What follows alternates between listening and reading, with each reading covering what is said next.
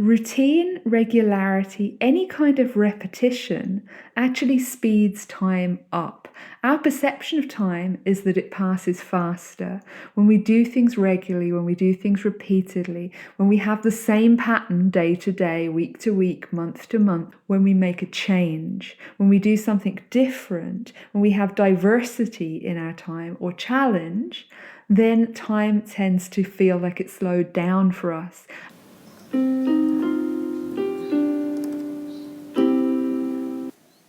On Stories of Self, we go on journeys into the lives of ourselves and others. We see how stories connect, how they diverge, and how we can create our worlds and solve our problems. This is the real-life remix of storytelling, which is so often stranger than fiction. So come and sit around the fire, chill by the ocean, or get a coffee with me, as I delve into the stories of self that make, break, and remake us. Some stories are dramatic, some are serene, some will magically mirror you, and some will be delightfully different. I'm your host, Katie Reeve Arnold, and this is Stories of Self.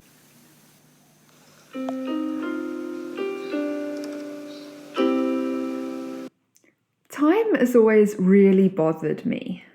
What are we even measuring when we're measuring time anyway? We never seem to have enough of it, or we have too much of it. It seems to move differently, and then somehow it's also all the same. So what are we measuring when we're measuring time? Well, surely we're measuring the speed taken to cover a distance due to gravitational forces. Stick with me. I know this doesn't sound very exciting, but come on, time is a fundamental in our lives. Rethinking it's a huge thing to do, right? So are we measuring pull versus expansion, contraction? Are we measuring magnetism? What are we measuring when we're measuring time? I think realistically, we're actually measuring that kind of gravitational density, that pull into something else. So we're measuring that. We're measuring the force with which we're being pulled. And that's the kind of force that's aging us as well. That gravitational force, that pull on us, is kind of potentially what's aging us too. Although, does it have to? Do we all experience time the same way? Is it the same? Or do we all just share time but not encounter or perceive it in the same way? So we do share time, of course we do, and we have the way to communicate it to each other. And that's really good because it allows us to organise and schedule and this kind of thing. However, realistically, somebody could come to you at the end of the day today and say, wow, I had such a day, it moved so fast, it felt like I didn't get a chance to breathe. I don't know, it just feels like 5 minutes since this morning. Whereas you might have a day which feels perfectly normal. Someone else could come to you and say, wow, that day really dragged. It really pulled out. I never thought I was going to come to the end of it, you know? But then they could equally find that their evening moves very quickly. So although we share time, we don't necessarily encounter or perceive it in the same way. Not at the same time as each other, nor at the same time in general. We're not necessarily the same always in ourselves. Okay, our own perception of time can change and vary through the day and through the week. It's difficult to talk about time really without using time-dependent statements and time-dependent terms. So the way I see it is that routine, regularity, any kind of repetition actually speeds time up. Our perception of time is that it passes faster. When we do things regularly, when we do things repeatedly, when we have the same pattern day to day, week to week, month to month, it can feel that time is speeding up. It can feel that we don't have as much time as we do when we make a change, when we do something different, when we have diversity in our time or challenge, then time tends to feel like it's slowed down for us. So in that, we choose how we experience time. Which one will you pick? A steady life that speeds by, or an unpredictable life that feels much longer? At the base of it, what I'm saying is that I don't believe time exists beyond our perception of it. That, and indeed, perhaps, we exist in order to perceive time, because it's only in the successionary passing of time that we can experience an interpretation of the past and choice for the future. So as that time passes us by, we can evaluate the things and we can make choices based upon them from the past. We can look into the future and see where we want to go and make choices towards them.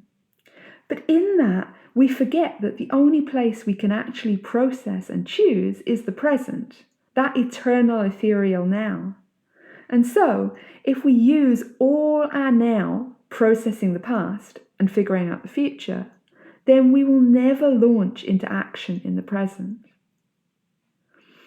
It is in accepting we don't have it all sorted, we are not perfect, and that we don't and can't know all that is coming or control it, that we relax. And in that relaxing, we cease to be apart from the now and become a part of the now. And once we can do that for ourselves, we innately see others differently too. We don't hold them up as examples or hold them down as failures. We let them be. We let them be who they are in their now, not making them who they were or demanding they project who they are going to be. We just let them be in the now. And in all this, we become simultaneously so much more tolerant and so much less tolerant. We become more tolerant of others and ourselves to be as we are. And that's really important. But we become less tolerant to remain in a way that's not true to us, that is not aligned for us.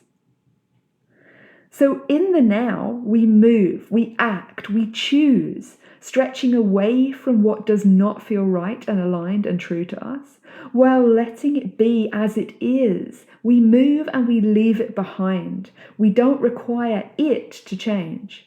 We don't require others to change. We shift, we move, we shift into what does feel right, true and aligned in the now, opening to that changing in the next now. Not trying to hold it, not clinging, not insisting it be forever static. Because we accept that we are not forever static. We embrace it. And so, as we open to change and the uncertain, as we step knowingly into the unknown, in trust and tolerance of ourselves and others, to be as we are, and if that's not right for us, to move, to shift, to choose change, our perception of time becomes something that opens up to us. It's no longer linear and dictated. It shrinks and it stretches, it curls and it condenses based upon us, on how we approach it. And in that, we collapse time if we choose. We move faster through our issues, which shortens them, and are dynamic in our joys, which lengthens them.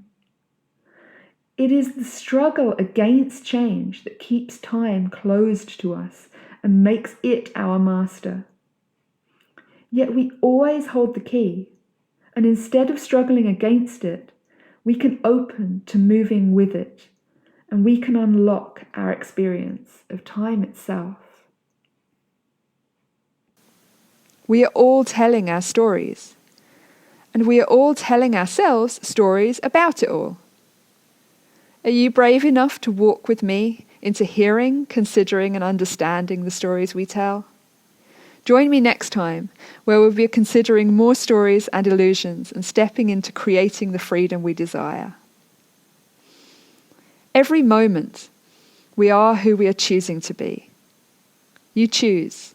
Choose you, because your story matters.